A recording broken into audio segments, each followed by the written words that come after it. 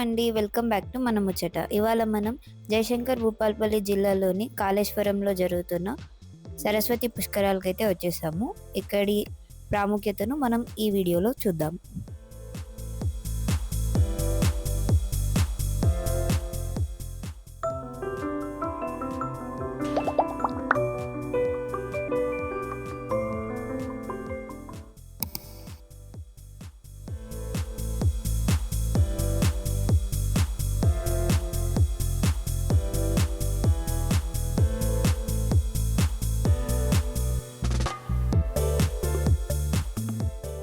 మేమైతే వీకెండ్లో వచ్చామన్నమాట. వీకెండ్ కారణంగా జనాలు అయితే చాలా మంది ఉన్నారు. కార్లు ఇంకా బస్సులు అయితే ఎక్కడెక్కడ అయిపోయినాయి. చూడొచ్చు, దాదాపు 4-5 కిలోమీటర్ల వరకు ట్రాఫిక్ జామ్ అయితే ఉంది. మేము 2 వీలర్లో వెళ్ళినాం కాబట్టి తొందరగా రీచ్ అయిపోయినాం.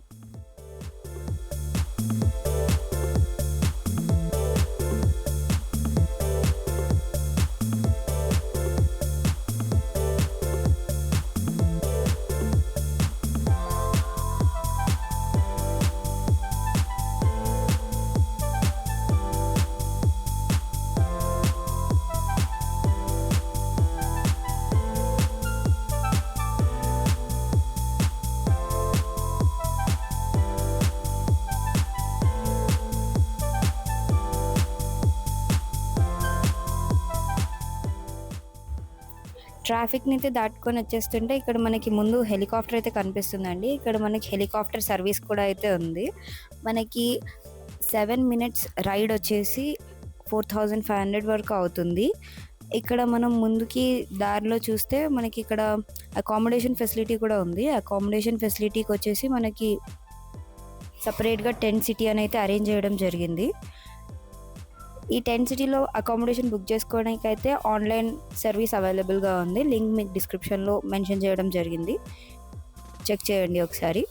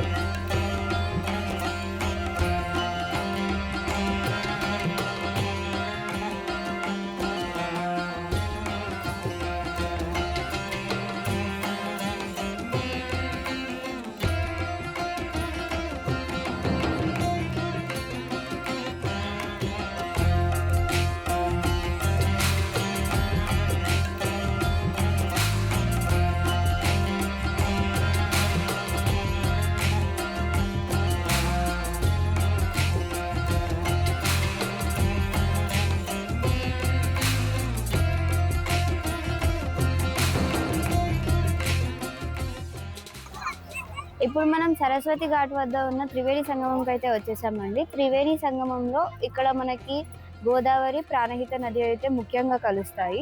సరస్వతి నది అనేది అంతర్వాహినిగా ప్రవహిస్తుంది అన్నమాట.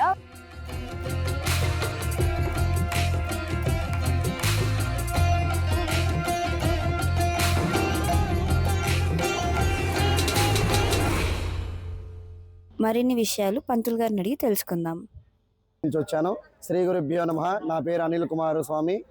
నేను బొట్లపాలెం నుంచి గ్రామం వచ్చాను. ఈ యొక్క సరస్వతి నది పుష్కర సమయంలో చాలా వరకు అందరూ 12 సంవత్సరాలకు వచ్చే ఒక్కసారి ఈ యొక్క పుష్కరాన్ని, సరస్వతి నది పుష్కరంగా దేవగురు అనే బృహస్పతి గారు గురుడు ప్రవేశించినప్పుడు ఒక్కొక్క రాశిలో ప్రవేశిస్తూ ఉంటారు. ఇలా మేషరాశి 12 రాశుల్లో ఈ యొక్క మిథున రాశిలో ప్రవేశించారు కాబట్టి ఈ యొక్క సరస్వతి నది పుష్కరాలు వచ్చాయండి. అదేవిధంగా ఈ యొక్క మన ఆంధ్ర, తెలుగు రాష్ట్రాల్లో ఉన్న తెలంగాణలో ఈ యొక్క కాళేశ్వరంలో ప్రాముఖ్యతమైన మన సరస్వతి అంతర్వాహినిగా ప్రాణహిత, అటు పోతే మహారాష్ట్ర, ఇటు వెళ్తే గోదావరి నది, మధ్యలో అంతర్వాహినిగా ప్రవహిస్తున్న ఈ యొక్క సరస్వతి నది చాలా విశిష్టమైంది, చాలా ప్రాముఖ్యతమైంది.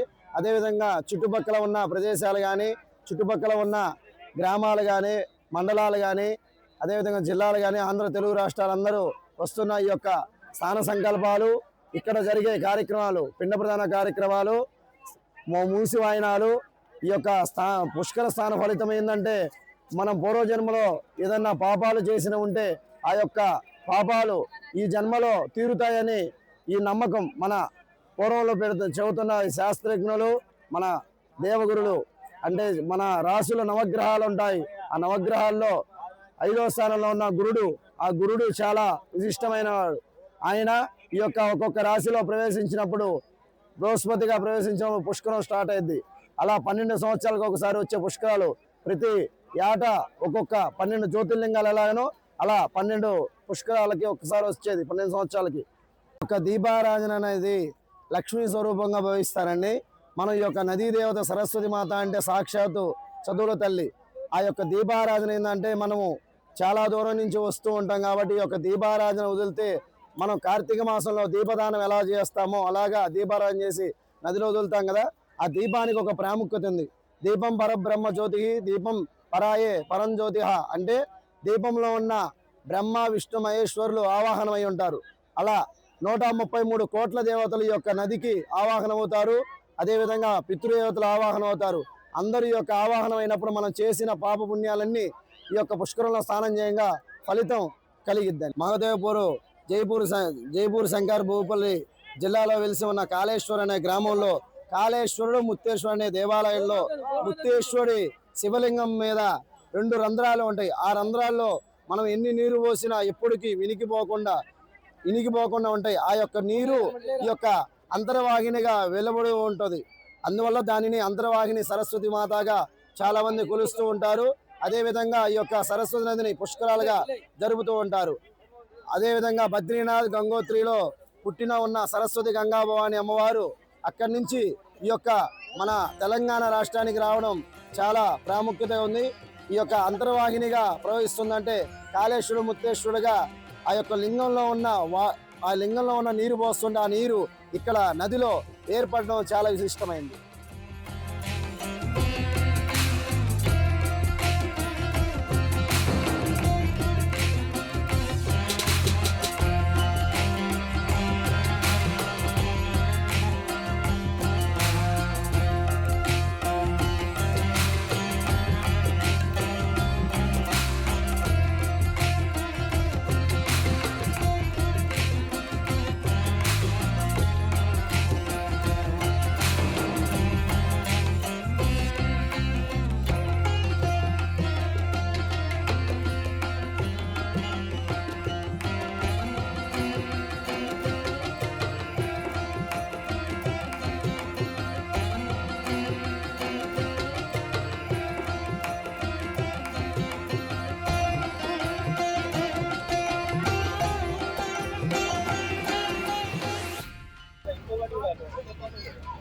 ఇక్కడ మనం చూడొచ్చండి, కోయంబత్తూరులో మనకి ఆదియోగి విగ్రహం ఉన్నట్టుగా రిప్లికాని ఇక్కడైతే పెట్టడం జరిగింది.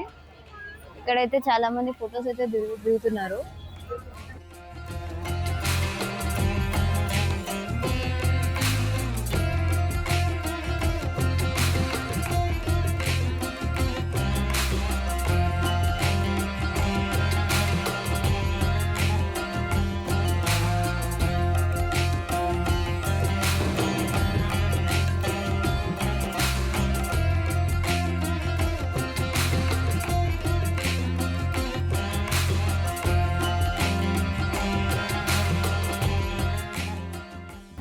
ఇక్కడ మనకి సరస్వతి నదికి హారతిని అయితే ఇస్తున్నారనమాట. హారతి కార్యక్రమాన్ని అయితే చూసేద్దాం రండి.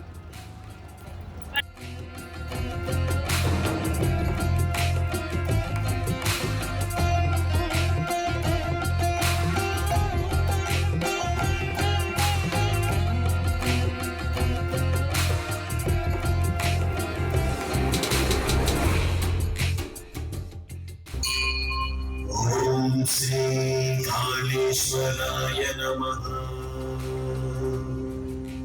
ఓం శ్రీ ఈశ్వరాయ నమః.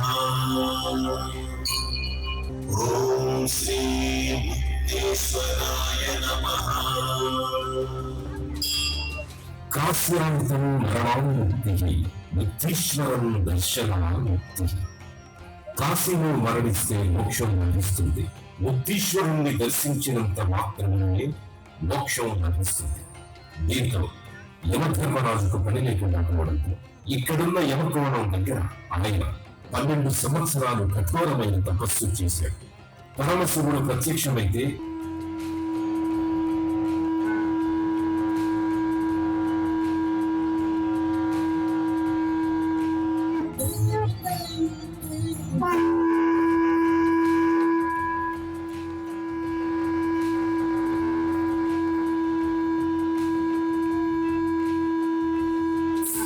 దర్శనం చేసుకున్న భక్తులందరికీ ముక్తీశ్వరుడిగా ఆయన ముక్తిని ప్రసాదించి కైలాసానికి తీసుకుపోవడం వల్ల తనను తలిచేవాడు, తన సమక్షానికి వచ్చేవారు లేకుండా పోయారు.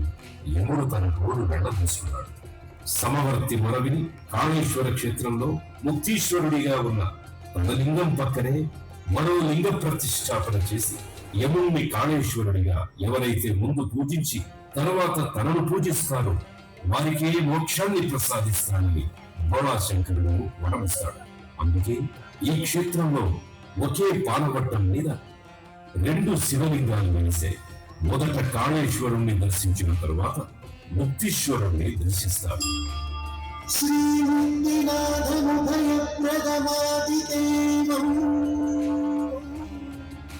కాళేశ్వరం చ కలితోషహరం మహేశం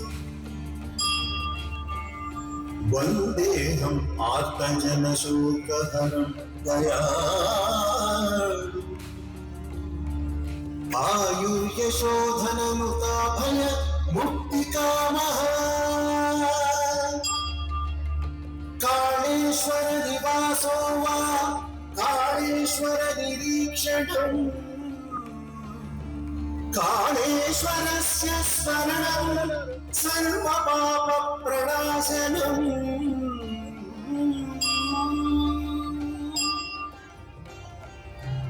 వందే సరస్వతీ నమస్తే కాళేశ్వరం ముక్తేశ్వర స్వామి. సహృదయమైన సనాతన ధర్మ భక్తాళులకు మా హార్దిక స్వాగతం, సుస్వాగతం.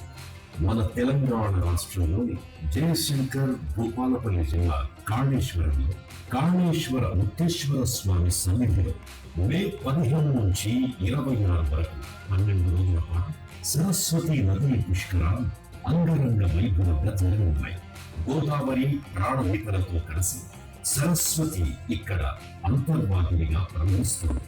తెలంగాణ రాష్ట్ర ప్రభుత్వం దేవాదాయ ధర్మాదాయ శాఖ ఆధ్వర్యంలో ఈ త్రివేణి సంగమం వద్ద సరస్వతి పుష్కరాలు నిర్వహిస్తోంది. ఈ వేడుక సుసంపన్నం కావాలన్నదే తెలంగాణ రాష్ట్ర ప్రభుత్వ ఆకాంక్ష.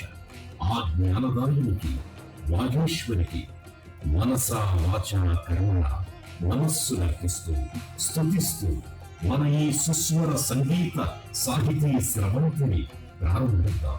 మహామహులు ముత్తుస్వామి దీక్ష వారి స్వరంతో సరస్వతి నమస్తే అనే ఈ కీర్తన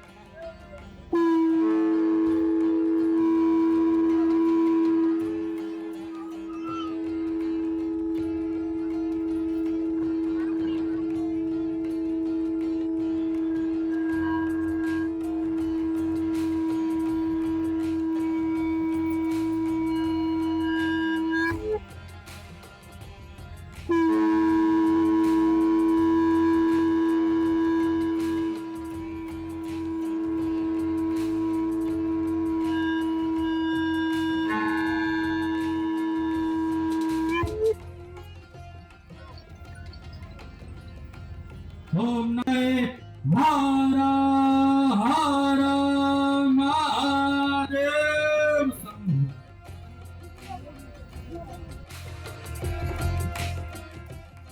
పుష్కరాల సందర్భంగా మనకి ముఖ్యమంత్రి రేవంత్ రెడ్డి గారు 17 అడుగుల సరస్వతీదేవి విగ్రహాన్ని ఆవిష్కరించారు. దాన్ని మనం ఇక్కడ చూడొచ్చు.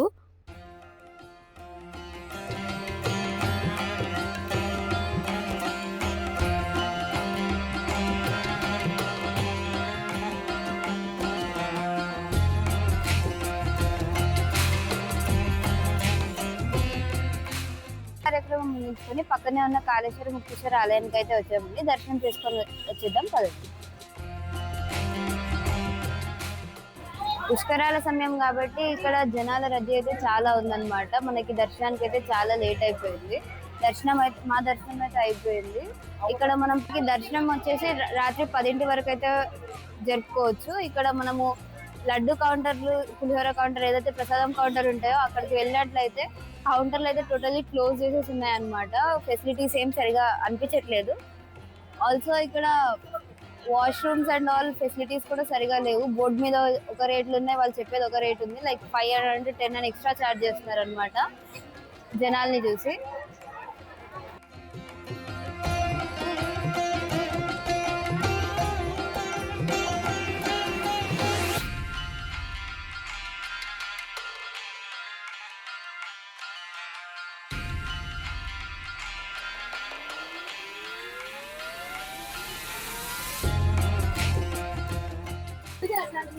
ఇదండి ఇవాళ మన వీడియో.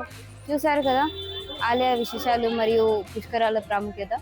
ఇలాంటి మరిన్ని వీడియోస్ మీకు అందుబాటులోకి రావాలంటే మా ఛానల్ అయితే సబ్స్క్రైబ్ చేసుకోండి. వీడియో నచ్చినట్లయితే లైక్ చేయండి, షేర్ చేయండి, కామెంట్ బాక్స్లో మీ ఒపీనియన్స్ మాకు తెలిపండి. మరొక వీడియోలో మళ్ళీ కలుద్దాం.